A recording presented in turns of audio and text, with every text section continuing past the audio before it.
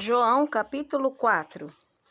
E quando o Senhor entendeu que os fariseus tinham ouvido que Jesus fazia e batizava mais discípulos do que João, ainda que Jesus mesmo não batizava, mas os seus discípulos, deixou a Judéia e foi para outra vez para a Galiléia. E era-lhe necessário passar por Samaria. Foi, pois, a uma cidade de Samaria chamada Sicar, junto da herdade de Jacó, tinha dado ao seu filho José. E estava ali a fonte de Jacó. Jesus, pois, cansado do caminho, assentou-se assim junto da fonte. Era isto quase a hora sexta. Veio uma mulher de Samaria tirar água. Disse-lhe Jesus: dá-me de beber, porque os seus discípulos tinham ido à cidade comprar comida. Disse-lhe, pois, a mulher samaritana: como sendo tu judeu, me pedes de beber a mim, que sou mulher samaritana?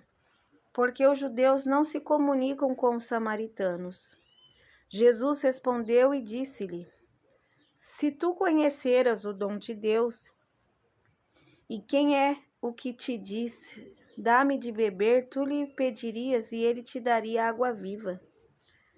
Disse-lhe a mulher: Senhor, tu não tens com que atirar, e o poço é fundo. Onde, pois, tens a água viva?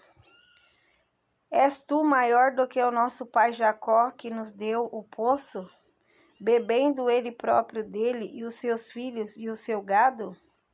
Jesus respondeu e disse-lhe: qualquer que beber desta água tornará a ter sede, mas aquele que beber da água que eu lhe der, nunca terá sede, porque a água que eu lhe der se fará nele uma fonte d'água que salte para a vida eterna. Disse-lhe a mulher: Senhor, dá-me dessa água, para que eu não mais tenha sede, e não venha aqui tirá-la. Disse-lhe Jesus: vai, chama o teu marido e vem cá. A mulher respondeu e disse: não tenho marido. Disse-lhe Jesus: disseste bem, não tenho marido, porque tiveste 5 maridos, e o que tens agora não é teu. Isto disseste com verdade. Disse-lhe a mulher: Senhor, vejo que és profeta. Nossos pais adoraram neste monte, e vós dizeis que é em Jerusalém o lugar onde se deve adorar?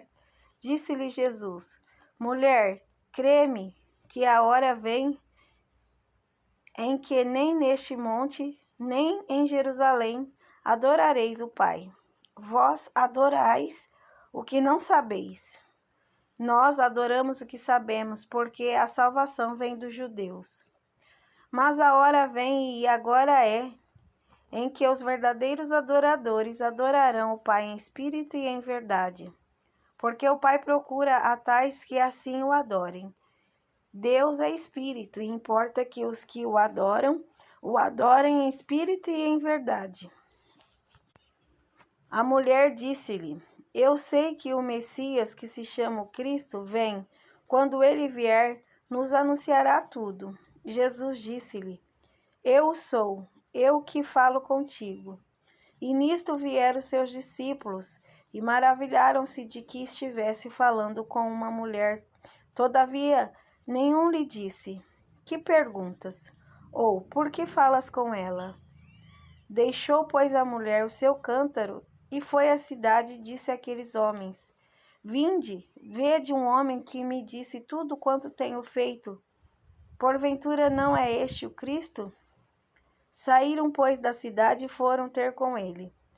E, entretanto, os seus discípulos lhe rogaram, dizendo: Rabi, come. Porém ele lhes disse: uma comida tenho para comer que vós não conheceis.